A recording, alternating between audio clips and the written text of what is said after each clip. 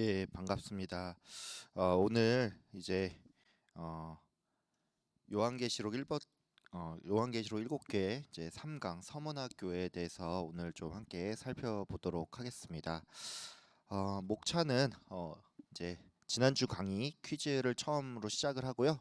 그다음에 이제 서머나 교회 감독인 폴리캅 이제 강의의 시작에 앞서서 조금 알아보는 시간을 가지고 그다음에 서머나 교회의 배경과 그다음에 서머나 교회를 향한 메시지 그리고 오늘날 성도를 향한 메시지가 무엇인지를 좀 살펴보고 그다음에 이제 강의 시작에 했던 퀴즈에 대한 정답과 오답 해석을 좀 보고 이렇게 좀 진행을 하도록 하겠습니다. 자, 이제 지난주 강의를 바탕으로 이제 퀴즈를 좀 보도록 하겠습니다. 퀴즈는 이제 이렇게 다음 설명 중 맞는 것을 고르는 겁니다. 자, 다음 설명 중 맞는 것은 무엇일까요? 요한계시록 편지의 수신자는 각 교회의 사자인데 이 사자는 동물의 왕이라고 불리는 어흥 사자를 의미한다. 예. 예, 맞는지 틀린지 이제 보면 알겠죠? 자, 2번. 에베소는 현 이름 셀추크로 여전히 에베소로 유명하다. 3번.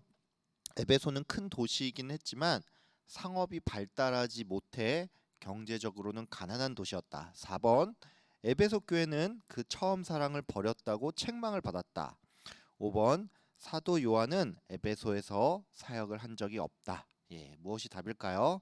예, 정답은 가장 마지막에 또 설명을 드리도록 하겠습니다. 자, 이제 바로 그 이제 강의에 들어가기 앞서서 우리 그 소책자 있죠? 소책자에 보시면은 아마 들어가기에 앞서 가지고 그 폴리캅에 대한 이야기가 나올 거예요. 그래서 폴리캅이 순교하기 전에 했던 유명한 말이 무엇이 있습니까? 뭐 이렇게 물어보는 게 있을 텐데 이 강의 앞서서 서머나 교회 감독이었던 이 폴리캅에 대해서 좀 알아보는 시간을 먼저 가지도록 하겠습니다. 이 폴리캅이라는 사람은 속사도 시대의 이제 교부로서 이제 가장 유명한 인물 중에 한 명입니다. 이제 여러분 방금 전에 제가 속사도 시대라고 하니까 이 속사도가 뭐 뭔지 그다음에 이 시대가 어떤 시대인지 잘 모를 수가 있는데 이제 시대로 치면은 이제 1세기 대략 후반에서부터 2세기 초반 그러니까 뭐 그 AD 뭐 한 80년, 90년 이때부터 해서 그 다음에 AD 뭐 110년, 120년, 130년 이런 2세기 초반에 그 활동을 했던 그 교회 지도자들을 의미를 하고요. 이 시대를 이제 속사도 시대라고 하는데 이 속사도란 말의 뜻이 뭐냐면 속이 이을 속자입니다. 이을 속자. 그래서 사도를 잇는 인물들이 활동을 한 시대라고 하는 거죠. 예수님이 이제 12사도가 있었잖아요. 근데 그 12사도한테 직접적으로 또는 간접적으로 가르침을 받아서 그 사도의 가르침을 이은 사람들을 속사도라고 합니다. 그래서 사도들이 이제 뭐 순교를 당한다든지 아니면 뭐 노안으로 죽든지 이렇게 죽게 되면은 그 이후 시대 교회를 이끌어 가던 인물들이 있는데 이 사람들 속사도라고 하고요. 이들이 이제 교회에 있어서 아버지와 같은 역할을 했다라고 해가지고 교부라고도 불렸습니다. 그래서 속사도는 이제 또 다른 표현으로는 사도적인 교부이다라고 그렇게 불리기도 하고요. 이 교부는 이제 교황 이제 로마의 그 이제 기독교가 인증을 받는 시기가 오죠. 그때 그 이후로부터 이제 교황 시대가 이뤄졌는데 그 이전까지 교회를 이끌어가던 사람들이 교부들이라고 할 수가 있습니다. 참고로 이제 여기 보시면 요한의 수제자라고 써 있죠. 그래서 그 이레니우스라든지 어떤 터툴리안의 증언에 따르면 이 폴리캅은 사도 요한의 수제자였다라고 합니다. 근데 이 폴리캅이 이제 너무나 뛰어나던 탓에 사도 요한이 이제 그의 나이가 한 20대일 때 굉장히 젊은데도 불구하고 서머나 지역 교회의 감독으로 임명을 해서 이제 서머나 지역으로 폴리캅이 그 지역의 이제 교회를 섬기게 되었다고 합니다. 여러분은 이제 20대 때 이 사람이 그 지역의 감독이라고 하니까 뭐 이게 얼마나 대단한지 좀 감이 잘 안 올 수가 있는데 예를 한번 들어볼게요. 여러분 우리 교회에 부목사님들 계시죠? 이제 저까지 하면은 이제 교구 목사님들이 한 6분 정도 계신데 이제 나이대가 거의 대부분 30대 후반 아니면 40대, 뭐 40대 중반 그리고 뭐 이제 50대이신 분도 계십니다. 그래서 나이가 대충 이 정도 돼요. 그리고 담임 목사님이 이제 60대시죠. 그래서 우리 교회 교역자만 하더라도 이제 부목사나 목사 정도 되면 40대, 50대, 60대 정도 나이대가 되고, 참고로 저희 모든 교역자들 중에서 이제 교회 학교 교역자들까지 다 쳐도 20대가 없습니다. 예, 20대가 없어요. 만으로도 이제 30대입니다. 그래서 20대가 없어요. 20대가 없으니까 여러분 이걸 보면 알 수 있지만, 누가 예를 들어서 개척을 하지 않는 상태에서 20대에 그 교회 담임 목사로 청빙을 받는다면 어떻겠어요, 여러분? 예. 우리나라 참고로 그 보면은 목사 안수 받으려면 30대 돼야 되는 거 아시죠? 그러니까 20대 때 어떤 교회 담임 목사로 청빙을 받는다는 건 굉장히 쇼킹한 일이기도 하지만, 이게 개별 교회도 아니고 이 요한의 수제자인 폴리캅은 20대 때 한 지역에, 그러니까 그 지역 전체의 어떤 대표로서 감독으로서 거기에 임명을 받았다는 것입니다. 그러니까 지금으로 치면은 뭐 합신 교단의 총회장 정도를 20대인 사람이 했다. 뭐 이렇게 생각을 하면 돼요. 그러니까 얼마나 그 뛰어난 인물이고 또 사도 요한에게 신임을 받는 인물인지 우리가 알 수가 있다는 것이죠. 이 폴리캅의 이 일생과 관련해서 좀 이제 재밌는 비화가 있습니다. 어떤 거냐면, 이 폴리캅이 서머나의 감독으로 유명하잖아요. 그러다 보니까 이제 사람들이 이 사람은 어렸을 때부터 뭔가 신앙의 그 가정에서 잘 크고 굉장히 또 귀족 집안이 아니었을까 이렇게 생각을 할 수가 있는데, 폴리캅이 귀족이 아니었습니다. 폴리캅이 안디옥에서 태어났거든요. 그래서 안디옥에서 살았다가 서머나의 출신의 어떤 과부가 노예를 샀어요. 근데 그 노예가 바로 폴리캅이었습니다. 그러니까 노예였다는 것이죠. 근데 이 과부가 서머나로 데려가서 이 노예로서 이 폴리캅을 이제 막 일도 시키고 해봤겠죠. 근데 너무나 똑똑한 거예요. 뭐 시키면 막 하나씩 다 하나를 알려주면 열을 알고 막 너무나 똑똑하니까, 얘는 그냥 이렇게 노예로 살면 안 되겠다 싶어가지고 그 과부가 죽기 전에 이 내가 죽고 나면은 이 폴리캅을 자유인으로 풀어주어라 이렇게 썼다고 합니다. 그래서 그 이후로 그 과부가 죽고 나서 폴리캅이 자유인으로 이제 풀려났고, 그래서 이렇게 감독까지 됐다는 것이죠. 이 폴리캅이 참 많은 책을 썼다고 합니다. 뭐 폴리캅의 순교록이라고 이제 그의 어떤 후배들이 이제 쓴 책이 있는가 하면, 폴리캅이 쓴 것 중에 뭐 이단 반바, 그다음에 뭐 플로리누스에게 보내는 서신, 뭐 이냐시오의 서신, 뭐 이런 것들이 여러 가지가 있는데, 이 현대에 남아 있는 것 중에 하나가 빌립보에 보내는 서신이라는 게 하나 남아 있다고 합니다. 근데 이 서신이 이제 기독교 어떤 역사에 있어서 이제 사료적인 가치가 굉장히 뛰어난데, 왜 그러냐면 이 서신이 기독론에 대해서 굉장히 내용을 잘 담고 있다고 합니다. 그래서 뭐 그렇다고 하는데, 예, 여러분이 한번 볼 수 있으면 보시면 좋겠습니다. 이 폴리캅이 이제 여러분도 아시겠지만 순교를 당했어요. 이제 화형을 당해서 죽었는데, 이 순교와 관련돼서 제가 좀 재밌는 일화를 좀 설명을 드리도록 하겠습니다. 폴리캅은 그 로마 황제 숭배에 대해서 저항을 하다가 순교를 당했는데, 이 순교를 당하기 3일 전에 폴리캅이 이제 어느 날 늘 기도하던 대로 자신의 골방에 들어가서 이제 기도를 하고 있는데, 그때 이 환상을 딱 봤답니다. 어떤 환상이었냐면, 자기가 이제 평소에 잘 때 누워서 이제 베개를 베고 잘 거잖아요. 근데 그 베개가 갑자기 불타오르는 환상을 딱 봤다는 것입니다. 그리고 그걸 딱 보더니만 이 사람이 뭔가 깨달은 거예요. 그러더니만 자기 그 따르는 제자들에게 이렇게 말했다고 합니다. 내가 아무래도 불에 타서 죽을 것 같다. 화형으로 죽을 것 같다. 화형을 당해서 죽을 것 같다. 이렇게 말을 했다고 합니다. 근데 정말로 놀랍게도 며칠 뒤에 이 군병들이 막 중무장을 해서 폴리캅을 딱 잡으러 왔다는 거예요. 그래서 군병들이 딱 왔는데, 굉장히 놀랍게도 폴리캅이 이것을 딱 보고도 직감을 했던 건지 굉장히 무덤덤한 반응으로 딱 왔구나 이렇게 딱 반응을 하는 거였습니다. 그리고는 자신을 잡으러 온 그 군병들한테 도리어 이 먹을 것을 주면서 물을 주면서 자기가 1시간 정도 더 기도할 수 있게 시간을 달라라고 이렇게 요청을 했다고 하더라고요. 그래서 이거를 본 군병들이 이런 생각을 했다고 합니다. 자기는 이 폴리캅이 굉장히 위험한 인물이라고 생각을 해서 여러 사람들이 중무장을 하고 막 칼과 창을 들고 찾아왔는데, 너무 나이든 노인이기도 하고 너무나 이렇게 태평하게 자신들에게 오히려 먹을 것까지 제공을 하니까, 이렇게 자기가 막 창과 칼을 가지고 온 게 너무 부끄러웠다는 거예요. 이제 이렇게 잡혀간 폴리캅이 이제 재판관에게 딱 끌려갔는데, 재판관이 딱 보니까 이 폴리캅이 너무 나이가 많은 거예요. 그러니까 노령이니까 이 노령인 사람을 죽이는 게 자기도 좀 마음에 걸렸든지 이렇게 좀 재판관이 회유를 했다고 합니다. 어떻게 회유를 했냐면 너가 예수님 믿는 것을 부인을 하고 황제 폐하를 섬긴다라고 말을 하면 내가 그냥 널 살려줄게 이렇게 회유를 했다고 합니다. 근데 그때 폴리캅이 굉장히 유명한 말을 했는데 그 말이 뭐냐면 이랬다고 합니다. 나는 86년 동안 예수님을 섬겼는데 그분께서는 나를 한 번도 버린 적이 없고 그분은 나에게 어떤 잘못도 하지 않았다. 그런데 어떻게 내가 나의 왕이신 예수님을 모욕하고 다른 임금을 섬긴다는 말인가? 이렇게 대답을 했다고 합니다. 그러니까 이 사람이 되게 재판관이 화가 나가지고 야, 너 그러면 이제 사자굴 같은 데 들어가서 맹수한테 죽을 수 있다고 하니까 전혀 겁을 내지 않는 거예요. 그러면서 오히려 이렇게 말한 겁니다. 내가 예수를 너희한테 전하고 싶으니까 너희들도 예수를 믿어라. 이렇게까지 말을 하는 것이었습니다. 그래서 이제 재판관이 화가 나가지고 너를 화형에 처하겠다라고 말을 하자 이렇게 폴리캅이 뭐라고 말을 했냐면 야, 너는 잠깐 타오르다가 꺼지는 그 불로 나를 위협을 하지만 너희들이 장차 임할 그 심판과 꺼지지 않는 불을 안다면 너희들이 이렇게 할 수 있겠냐? 이렇게 오히려 반문을 했다고 합니다. 예, 굉장히 유명한 말이죠. 근데 또 이런 전승이 있습니다.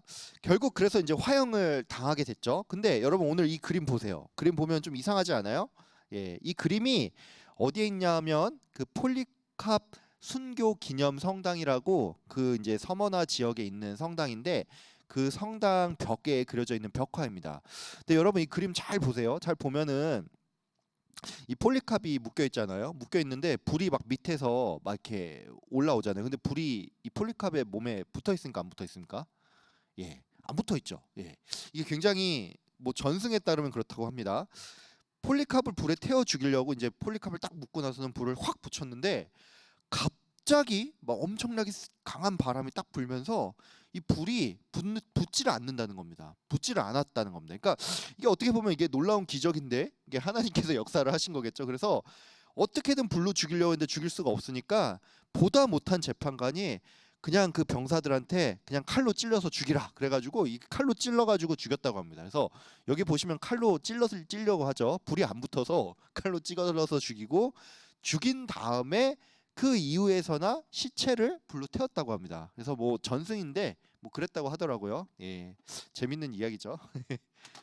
예, 자 이제 앞서서 이제 폴리캅에 대한 이야기를 좀 배웠는데 이제 서머나 교회 좀 배경에 대해서 좀 알아보겠습니다.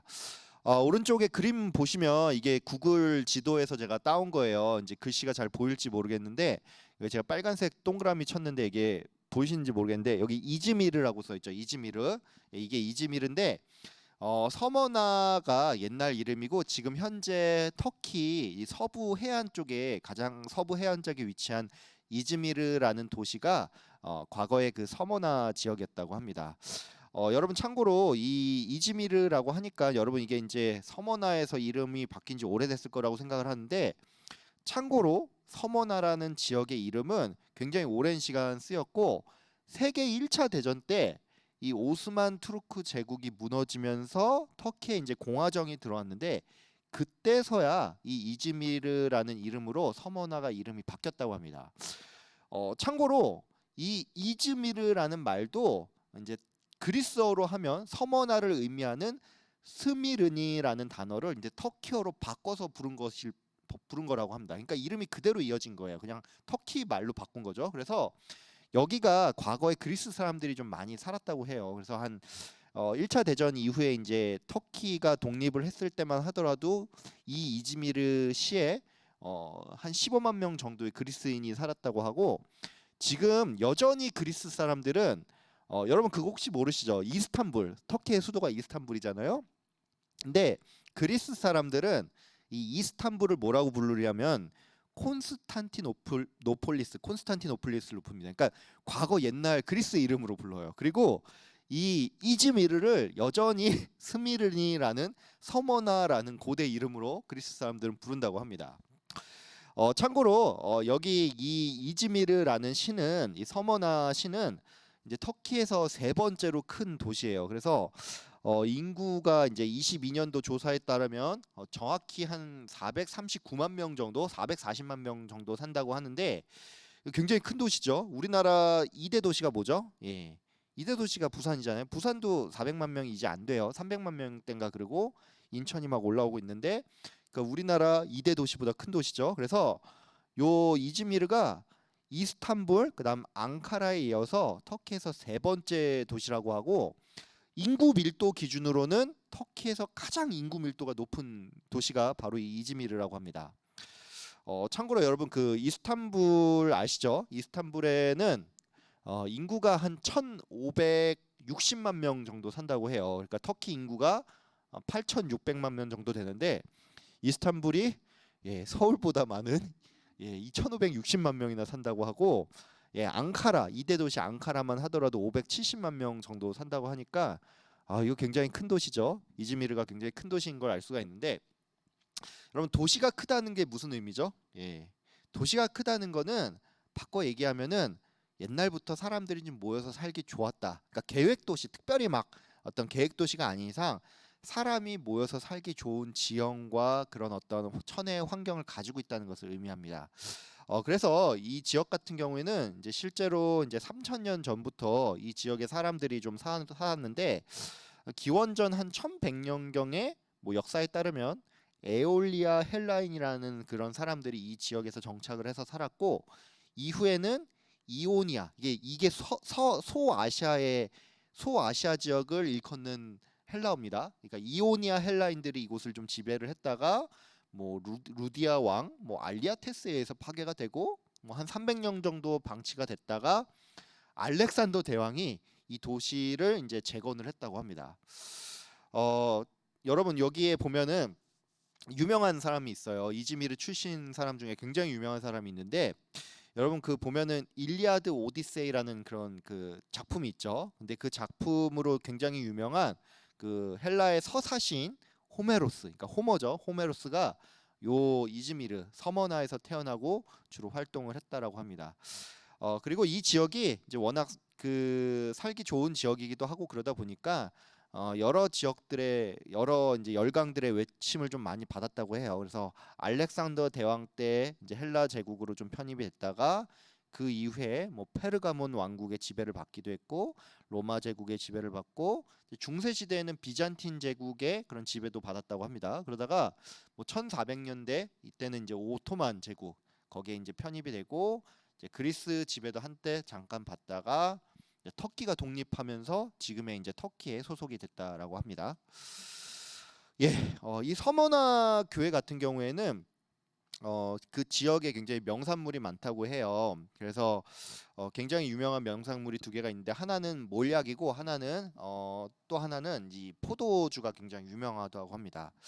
여러분 이 서머나라는 이름의 뜻이 뭐냐 하면은 쓰다라는 의미도 가지고 있고 또 하나의 의미는 모략이라는 의미도 가지고 있습니다. 그래서 여러분 모략이 뭐냐면은 이 모략이 이제 그 당시에 예수님 그 시대 당시에 굉장히 비싼 그 향유를 의미하는 게 이 모략입니다. 여러분 그 그림 오른쪽에 보면은 서머나에서 생산된 향료라고 보이죠? 이게 이제 모략 향료인데 요거를 이제 곱게 갈아가지고 이걸 빻은 다음에 곱게 갈아가지고 여기서 이제 이걸 태워요. 그럼 이제 막 향이 나고 요걸 곱게 갈아서 이제 그 기름과 막 섞으면 이게 향유가 된다라고 하는데 과거에는 이 향유가 굉장히 비쌌다고 합니다. 이 도시의 이름 뜻이 모략이라는 것은 이제 바꿔 말해서 여기 지역이 모략이 명산물이란 얘기도 되고 모략의 이제 수출과 수입에 있어서 굉장히 독점적인 지위를 가지고 있다는 것을 의미합니다. 그래서 여러분 보면은 예수님이 탄생했을 때 동방 박사들이 황금과 위안과 모략을 선물로 가지고 왔죠. 그래서 이제 성경학자들이 추측하기로는 이 모략이 아마도 그들이 가져온 모략이 이 서머나산 모략일 거라 이렇게 생각을 한다고 합니다. 참고로 이 모략은 이제 향료가 그 시신을 보관할 때도 많이 쓰인다고 해요. 그래서 그 여러분 이집트에 보면은 뭐 미라 이런 거 있잖아요. 그 미라를 많이 만들잖아요. 그래서 이집트에서 이 서머나산 이 모략 향료를 굉장히 많이 좀 수입을 하고 그랬다고 합니다. 여기 왼쪽 그림에 보면 이 글라스 잔이 보이고 뭐가 보이죠? 여러분 이게 뭐냐면 화이트 와인과 레드 와인입니다. 여러분 요거 보면서 조금 의문이 들 수도 있어요. 제가 지난주 강의 시간에 에베소 지역 설명하면서 그 맥주 사진 하나 올렸잖아요. 근데 이번 주도 어김없이 뭔가 또 이게 술과 관련된 와인 사진을 딱 올리니까 여러분들이 좀 뭔가 이상하다고 생각할 수가 있어요. 왜 이렇게 목사님 자꾸 술과 관련된 사진을 올리시지 뭐 이렇게 생각할 수가 있는데 여러분 별 의도는 없고요. 여러분 여기가 이제 와인이 굉장히 유명하다고 합니다. 포도주 명산지라고 좀 유명한데 이게 왜 그러냐면은 포도주 명산지는 바꿔 말하면 포도 수확하기 굉장히 좋다는 거예요. 근데 뭐 지중해 연안 지역이 사실 대부분 그렇긴 하지만 여기도 지중해 연안에 맞닿아 있고 연중 굉장히 온화고 비도 적당히 오고 날씨가 또 햇빛이 굉장히 포도가 잘 익으려면 햇빛이 굉장히 강해야 된대요. 그래서 뭐 프랑스 남부 지역이라든지 이탈리아 남부 지역 뭐 이런 지역 그다음에 이 터키 서부 지역 이런 데가 굉장히 햇빛도 강하고 또 온화하고 날씨도 좋고 그래서 포도가 잘 자라고 그래서 포도주의 명산지로도 굉장히 유명하다고 합니다. 근데 좀 재밌는 사실이 있어요. 이 서머나가 명산물이 포도주와 또 모략이라고 했죠. 근데 서머나 지역 사람들에게 있어서 굉장히 큰 자부심은 뭐냐면은 이 포도주도 아니고 모략도 아니고 이 도시 자체에 대한 그 자부심이 굉장히 강하다고 합니다. 왜 그러냐면은 이 서머나 지역이 과거부터 열강들의 외침을 많이 받았잖아요. 그래서 뭐 화재라든지 아니면 전쟁통으로 그 나라가 그 지역이 자꾸 이제 그 폐허가 많이 됐다고 합니다. 그러니까 막 다 파괴가 됐던 거죠. 그리고 요게 지진이 좀 많이 일어난대요. 이 지역이. 그래서 지진이 많이 일어나서 지진으로 막 도시가 다 망가지기도 하고 그런 적도 많았는데 이게 굉장히 재밌는 게 그러고 나서 또 도시가 계속 재건이 자주 됐답니다. 그래서 알렉산더 대왕 시기 때 이제 300년 동안 폐허가 됐었다 그랬잖아요. 알렉산더 대왕 때 도시가 굉장히 아름답게 다시 재건이 됐거든요. 그래서 이 도시 사람들은 서머나 지역이 다시 이렇게 살아나는 것에 대한 그런 자부심이 굉장히 강했다고 하고 그래서 그 당시 유물들이 발견이 되는데 어떤 그 서머나 시민들이 새겨놓은 기념비에 이런 표현이 있다고 합니다. 우리는 한때 죽은 도시였다. 그러나 이제 우리는 다시 살아났다라는 그런 기록이 남아 있다라고 합니다. 참고로 지금도 이제 가본 사람들을 얘기하는데 이 여기가 이제 굉장히 항구 도시로서 유명한데 미항 아름다운 항구 도시로서 굉장히 유명하고 예전부터 굉장히 그 이제 항구 도시기도 하니까 무역이 굉장히 발달해서 부유한 도시였고 또 과학과 의술이 발달한 도시였고 에베소처럼 역시나 자유 도시였다라고 그렇게 나와 있습니다.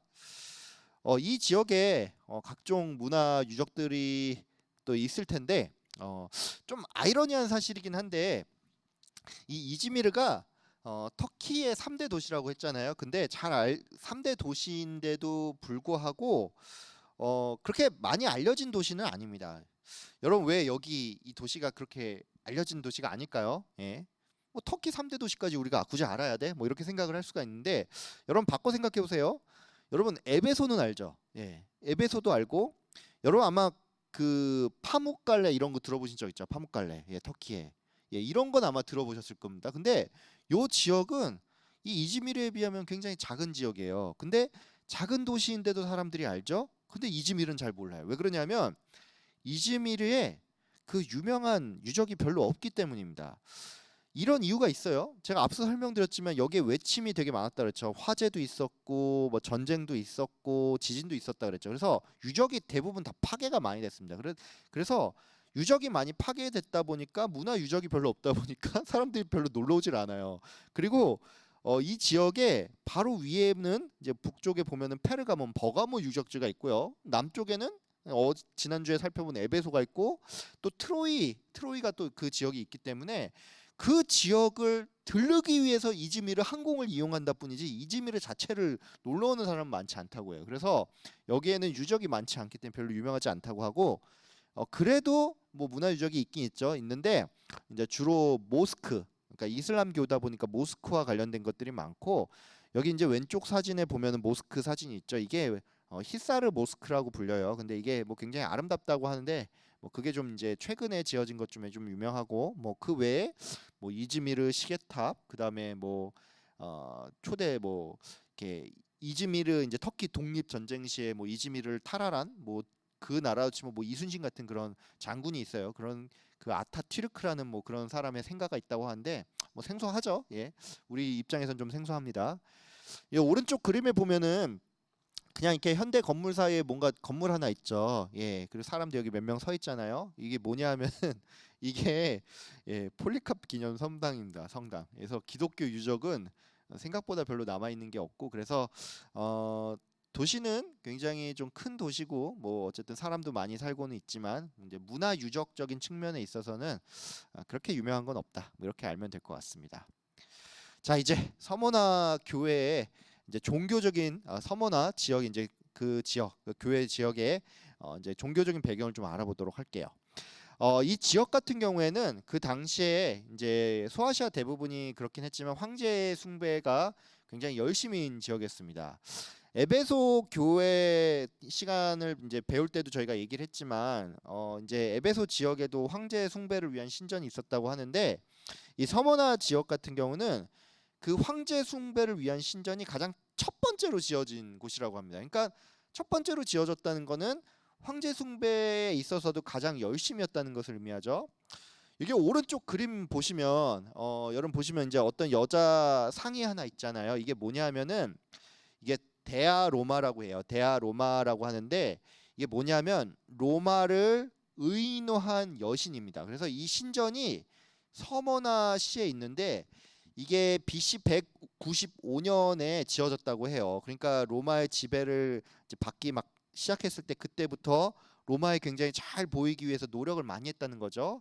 그래서 그 결과 어떤 일이 있었냐면 이제 AD 한 26년쯤에 로마 황제 그 티베리우스의 신전을 이제 세우는 장소를 놓고 이 로마 제국 안에서 10개 도시가 경합을 했다고 합니다. 이제 자기 도시에 어떤 로마를 황제를 숭배하는 신전을 짓겠다고 10개 도시가 경합을 했는데 그중 1등이 바로 이 서머나가 됐고 그래서 서머나의 최초의 로마 황제의 숭배를 위한 신전이 지어졌다라고 합니다. 그러니까 로마 황제의 숭배가 굉장히 심했고 여기 지역에는 이제 유대교 회당 터들이 좀 발견이 되는데 여기에 이제 뭐 유대교 자체는 사실 그 이 터키 지역 그러니까 이 서머나 지역의 주류 종교는 아니었습니다. 주류 종교는 아니었긴 했는데 오히려 뭐 굳이 주류를 더 찾자면 뭐 그 헬라 고대 그리스 신들을 모시는 뭐 그런 신전들이 좀 있었겠죠. 근데 주류는 아니긴 했는데 유대교인들이 좀 많았다고 합니다. 왜 그러냐면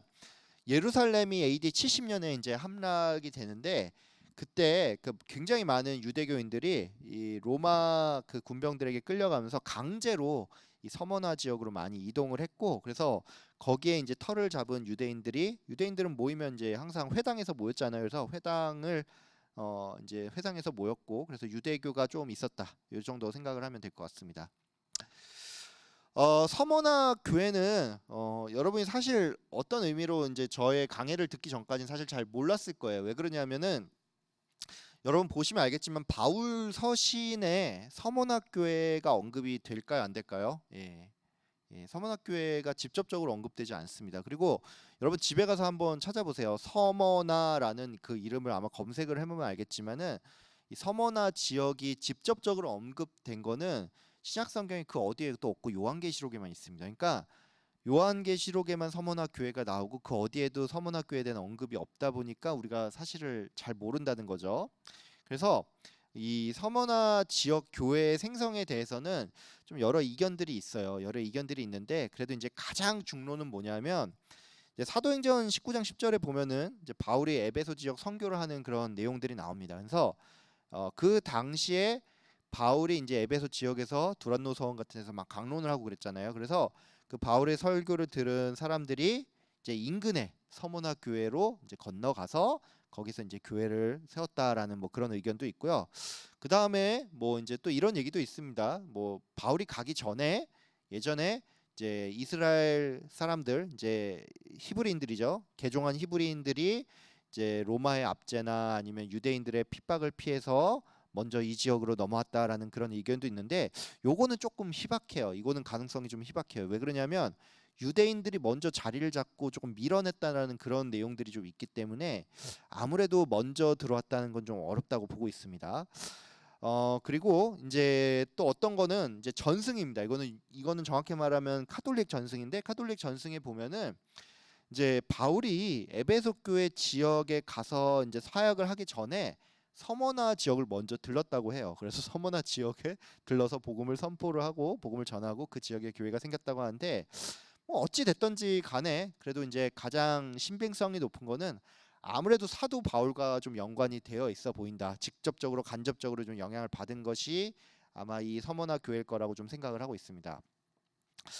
제가 이제 앞서 설명을 좀 들었는지 모르겠는데, 그 이 서머나가 에베소랑 가까워요. 그래서 거리로 치면은 이제 직선 거리로 한 55km 정도 떨어진 지역이거든요. 그러니까 이게 어느 정도냐면 이제 서울에서 대략 뭐 이제 오산이나 평택 정도 되는 거리가 이제 그 에베소랑 서머나의 그 떨어진 거리라고 합니다. 그러니까 지역적으로 보면 좀 가까운 지역이죠. 그래서 에베소에 있던 사람들이 이제 서머나로 건너가서 충분히 거기서 예수님을 전했을 거라고 볼 수 있고요. 그리고 여러분 그 보시면은 나중에 한번 심심 한번 보세요. 이제 에베소가 현재 이름이 셀추크라고 하죠. 근데 셀추크를 딱 클릭을 하면 뭐라고 나오냐면은 터키 이즈미르 주의 셀추크로 나옵니다. 그러니까 이즈미르가 대도시잖아요. 그래서 그 주의 주도고, 그러니까 어떻게 말하면 경기도 안에 무슨 평택시가 있고 뭐 경기도 안에 뭐 안산이 있고 안양시가 있는 그런 개념처럼 이즈미르 주 안에 셀츠크가 들어갑니다. 그래서 이 두 지역은 가까운 지역이다라고 알 수가 있습니다. 어, 여기는 유대교의 박해가 굉장히 좀 심했던 지역입니다. 제가 앞서 설명했지만 예루살렘 멸망하면서 유대인들이 강제로 서머나 지역으로 좀 이주를 해왔죠. 근데 이 사람들이 먼저 이제 이주를 하고 와서 이제 경제적으로 좀 터전을 잡았어요. 그래서 유대인들이 이 기독교를 이제 개종한 사람들이나 아니면 예수님을 믿는 사람들을 이제 로마 당국에 막 고발을 하고, 그 다음에 막 사람들 무리들을 동원해서 굉장히 유대교인들이 이 기독교인들을 많이 박해를 했다라고 합니다. 그래서 오늘 본문 나중에도 배우겠지만 예수님께서는 이들을 사탄의 회당이라고까지 부르시죠.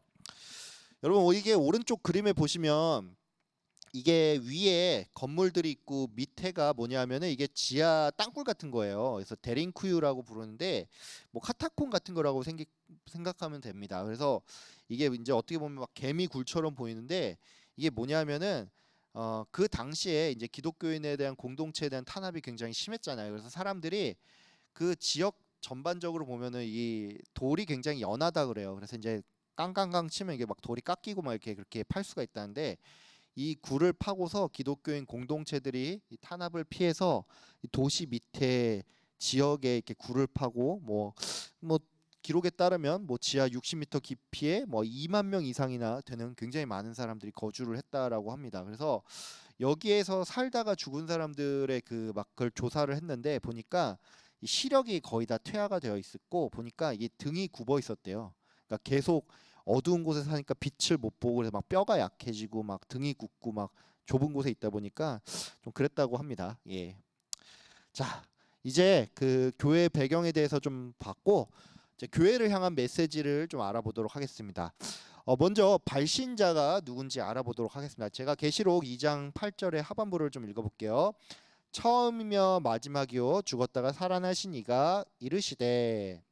예, 이 서머나 교회를 향한 메시지에서 이 발신자는 누구죠? 예, 예수 그리스도입니다. 예수 그리스도가 발신자인데, 좀 재밌는 표현이 있다면 처음이며 마지막이요라는 표현이랑 그 다음에 죽었다가 살아나신 이가라는 표현입니다. 그래서 요거를 좀 한번 좀 볼 필요가 있는데, 여러분 그 처음에 예수님께서 처음이며 마지막이다라는 것은 이제 요게 무슨 의미냐면은 이제 두 가지 의미가 있습니다.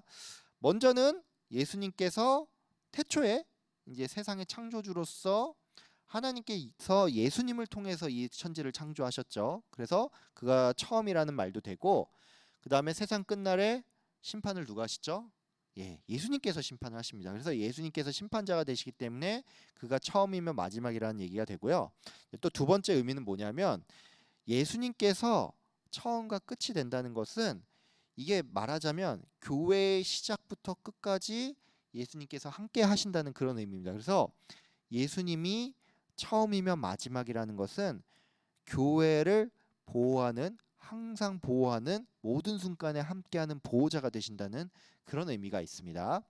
두 번째로 죽었다가 살아나신 이는 무엇이냐라고 생각을 할 수가 있는데, 요 간단히 생각하면은 부활하신 거죠. 예수님께서 죽었다가 부활하셨다는 그런 의미가 있지만, 요게 사실은 조금 의도적인 표현입니다.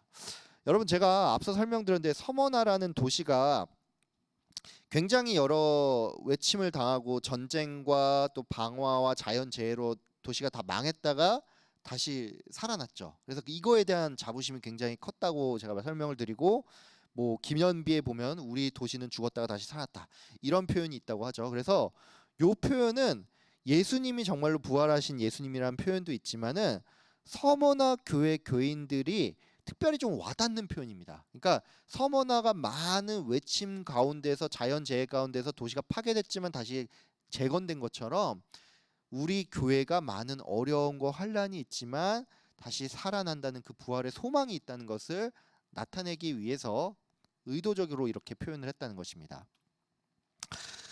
다음으로는 이제 예수님께서 이 서머나 교회를 향한 이제 칭찬에 대해서 좀 알아볼 건데, 계시록 2장 9절 말씀을 한번 읽어보겠습니다. 내가 너의 환난과 궁핍을 알거니와 실상은 너가 부유한 자니라. 자칭 유대인이라 하는 자들의 비방도 알거니와 실상은 유대인이 아니요 사탄의 회당이라. 이 칭찬을 이제 크게 네 가지로 나눌 수가 있습니다. 하나는 무엇이냐면 환난을 견뎠다는 거예요. 환난을 견뎠다는 것인데, 요거를 조금 더 구체적으로 설명을 하자면 이 환란이 뭐냐면은 로마의 어떤 압제, 특별히 이 황제 숭배에 대해서 저항을 했다는 것입니다. 이것을 첫 번째로 칭찬을 받았다는 것이고요. 이제 소아시아 지역의 공통 현상이긴 한데, 역시나 서머나 지역도 황제 숭배 사상이 굉장히 심했다라고 했죠. 이 서머나가 자유도시예요. 자유도시라는 거는 그 일에 굉장히 앞섰다는 것이고, 제가 먼저 얘기를 했지만 서머나는 황제 숭배 신전을 가장 먼저 지을 정도로 굉장히 열성적이었습니다. 그렇기 때문에 기독교인들이 이 로마 황제 숭배를 거절했다는 것은 로마 입장에서도 굉장히 좀 불편한 것이지만 그 서머나 현지인들 입장에서도 굉장히 불편한 겁니다. 왜냐하면 자기들은 로마에 잘 보여야 되는데 초를 치는 사람들이 바로 이 기독교인들이라는 거죠. 그래서 이 사람들이 굉장히 많이 투옥을 당했습니다. 투옥을 많이 당했고, 황제 숭배를 거절한 사람들이 투옥을 당했는데, 이제 투옥을 당한 게 어느 정도냐 하면은 뭐 요즘 시대야 뭐 범죄자의 인권까지 생각한다고 하지만 그 당시엔 그런 게 없었거든요. 그래서 그 시대에는 뭐 투옥이 되면 뭐 먹을 것도 못 먹고 뭐 빛도 들어오지 않는 그런 곳에서 고생을 하다가 그냥 나오면 화형을 당하거나 이 사자밥이 되거나 이러는 게 진짜 기독교인들의 운명이었습니다. 근데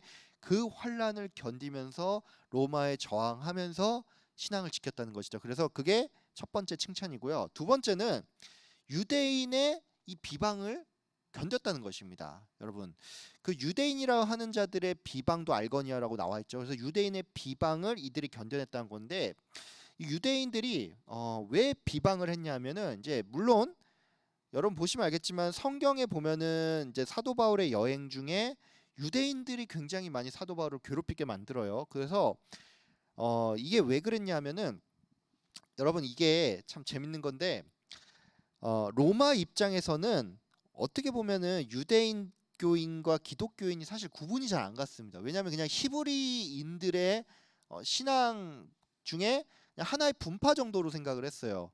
왜냐하면 이 율법을 기반으로 모세 율법도 하면서 거기에 기독교는 예수님이 들어가죠. 근데 이 유대교는 구약 율법을 따르는데 이렇게 디테일한 구분을 못 한다는 거예요. 그 로마 사람들 입장에서 구분을 좀 못했습니다. 여러분, 이거는 마치 비유를 하자면 이래요. 여러분, 이단을 가장 싫어하는 사람들이 누구죠? 예. 세상 사람들이 이단을 싫어하는 것보다 기독교인들이 이단을 싫어하는 게 더 심합니다. 이게 왜 그러냐면 이단은 세상 사람들이 볼 때는 기독교인이나 이단이나 거기서 거긴데, 우리가 볼 때는 이 사람들이 심각한 교리적인 문제가 있잖아요.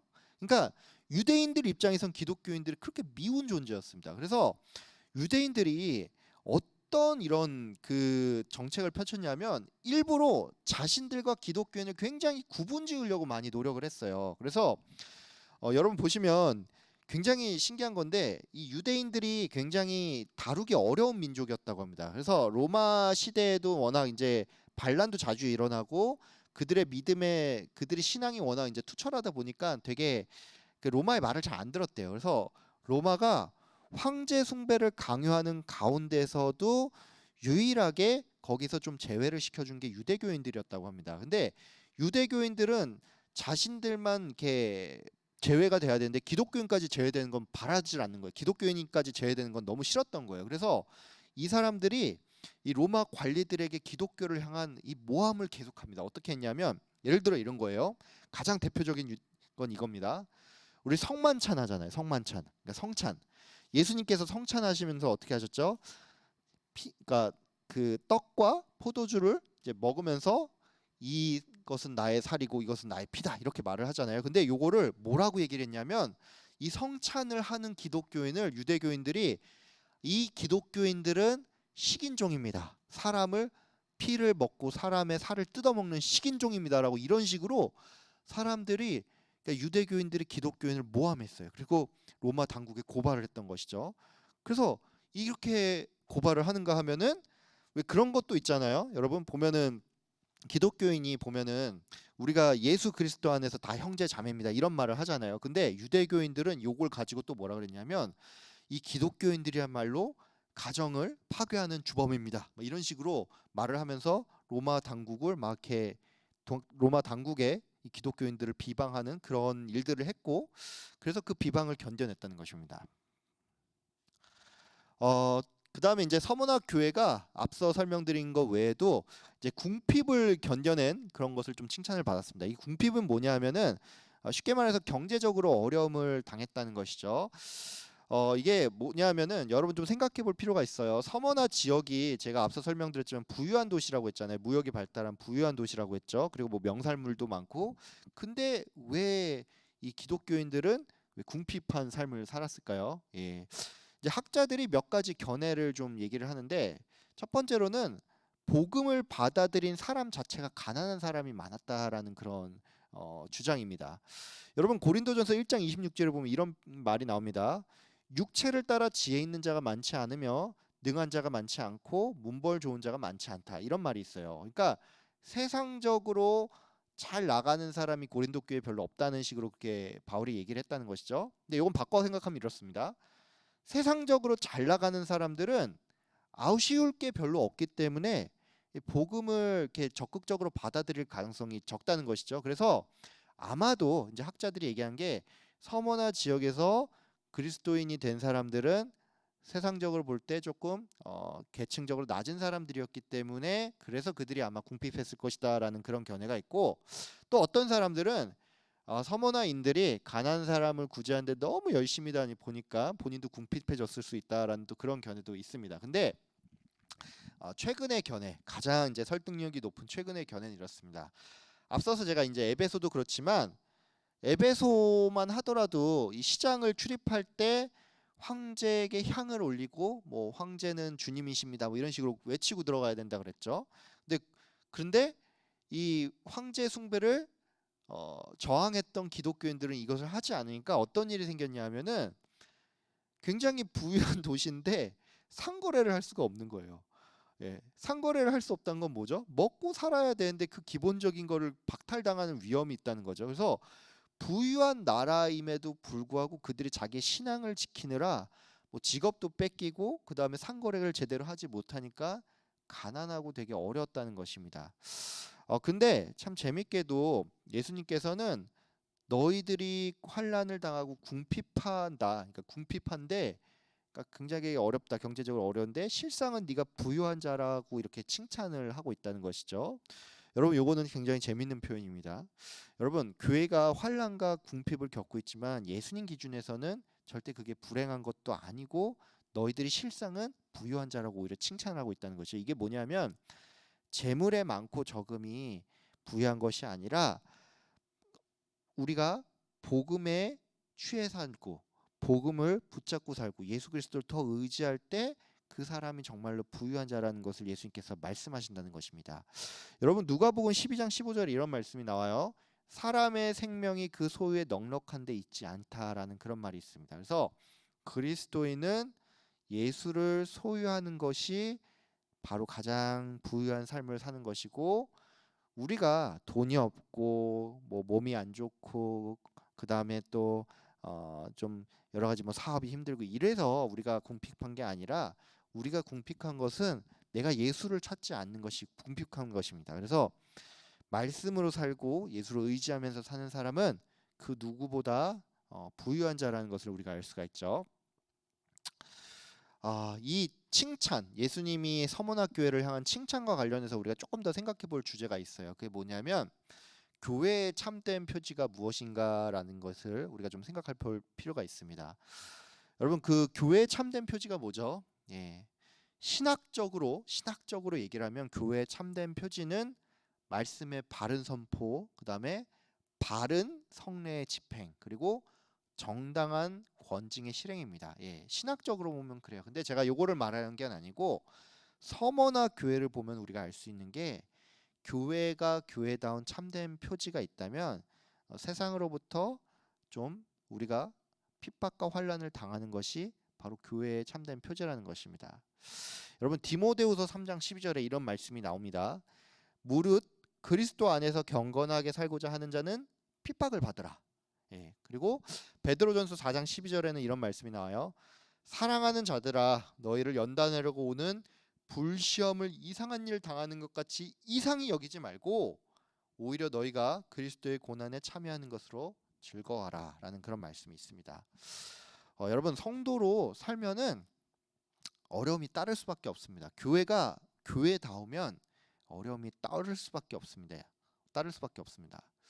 네, 여러분 자신 한번 좀 돌이켜 보길 바랍니다. 내가 고난을 피하려고 하지 않는지 좀 생각해 보시고, 그리고 내가 성도로 살아가고 있는데 아무런 어려움이 없다라고 하면은, 여러분 이건 조금 생각해 봐야 됩니다.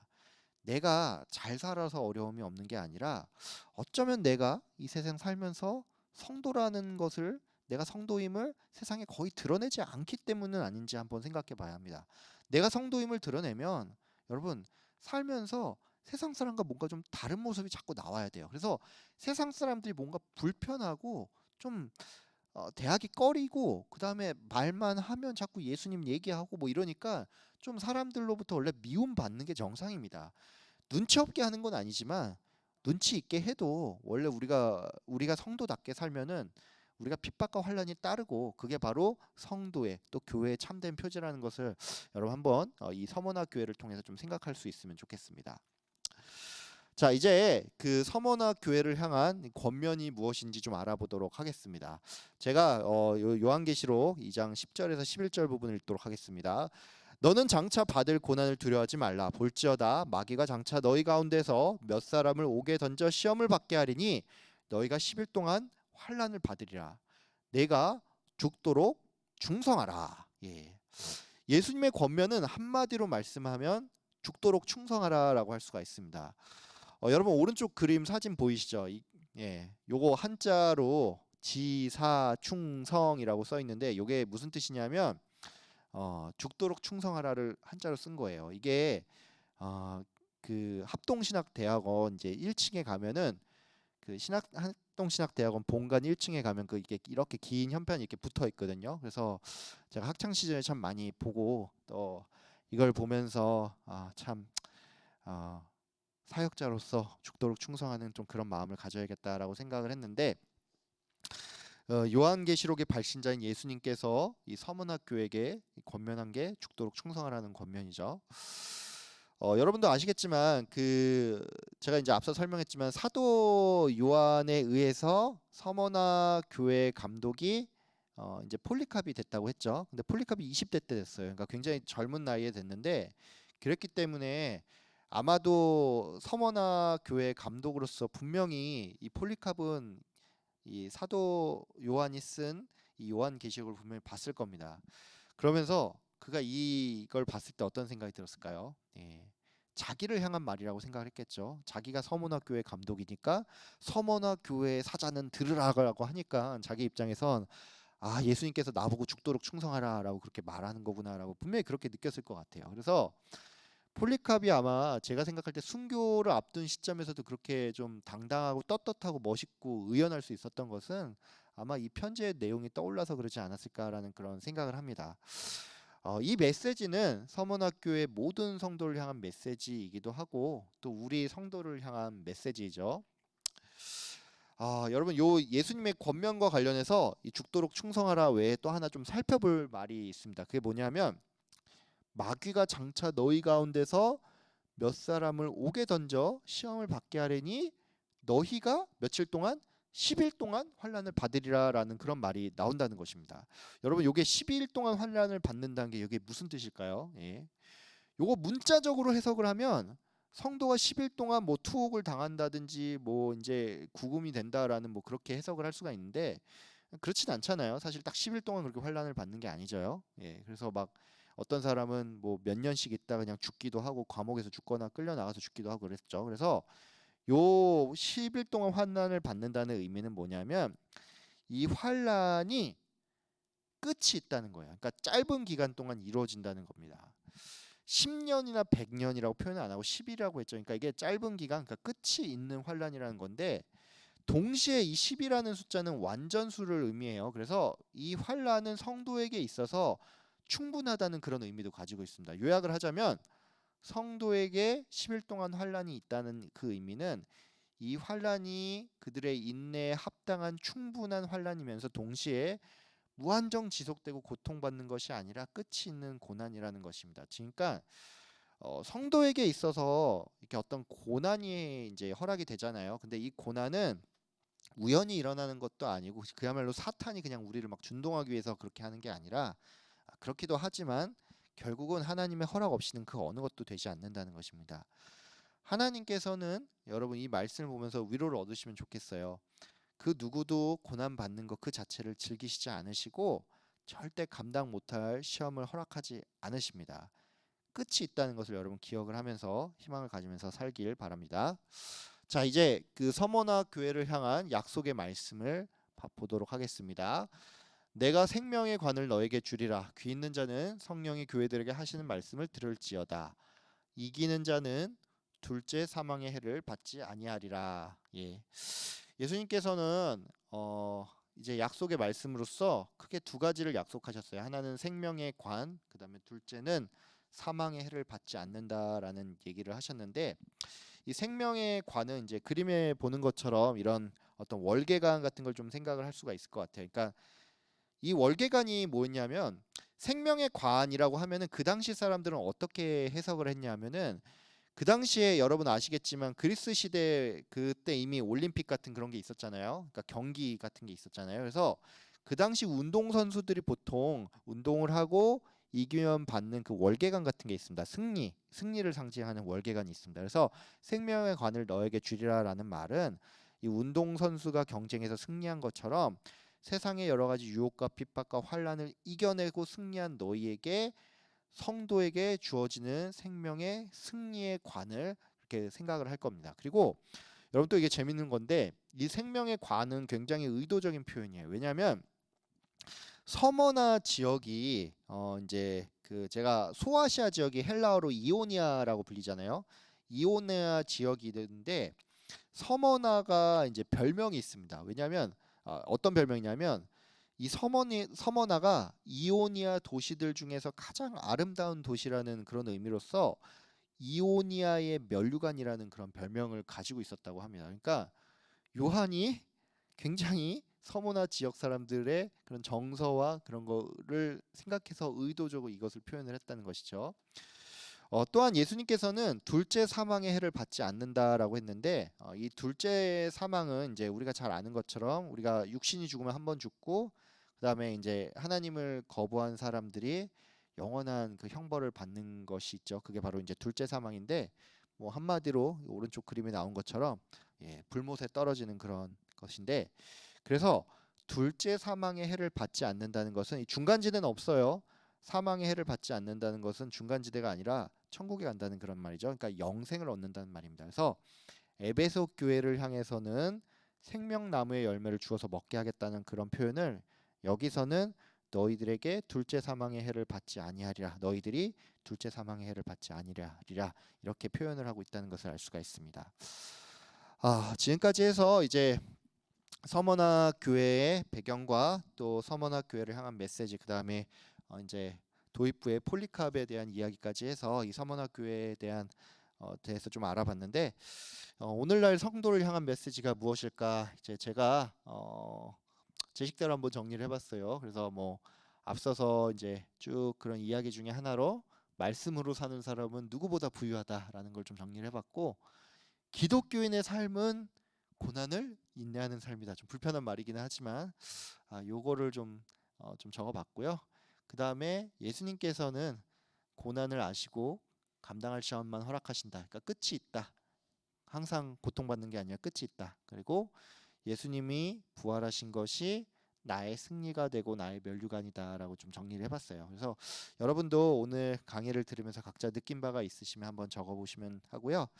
자, 이제 오늘 강의의 마지막, 강의 시작 전에 퀴즈를 봤는데 퀴즈에 대한 정답을 공개하겠습니다. 정답은 4번입니다.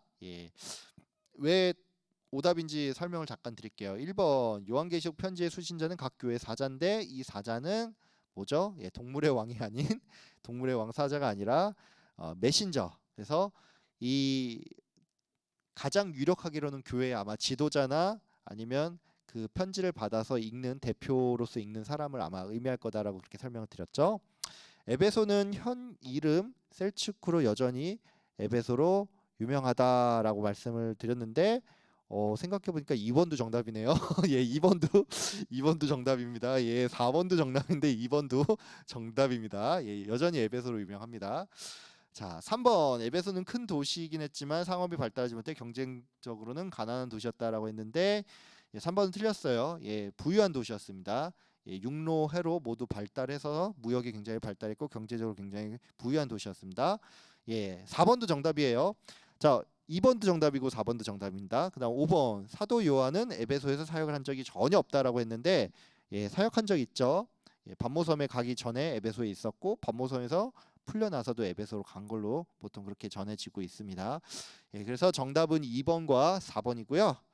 자, 오늘 또 강의 들으느라 굉장히 수고 많으셨고, 제가 말씀드린 거지만 수업 듣고 나서 그 유튜브 들어가서 댓글 다시면은 출석한 걸로 간주를 하고요. 이제 2강 정도 되니까 1강보다 확실히 좀 그 출석 체크하신 분이 좀 줄어들었어요. 여러분 뒤늦게 밀어서 드시지 마시고 최대한 그때그때 빨리빨리 들으셔야지만 힘들지 않게 다 들으실 수 있을 겁니다. 그리고 사무실에 아직도 책이 좀 남아 있다고 해요. 그래서 여러분 그 제가 숫자 지금 아직도 좀 남아 있는데 이거 남아 있으면 왜 계속 안 사가냐 말 나오니까 여러분 주중에 아니면 주일날 교회 오셔가지고 꼭 그 소책자 꼭 구입하시기를 바랍니다. 오늘 강의 듣느라 굉장히 고생 많으셨습니다. 수고하셨습니다.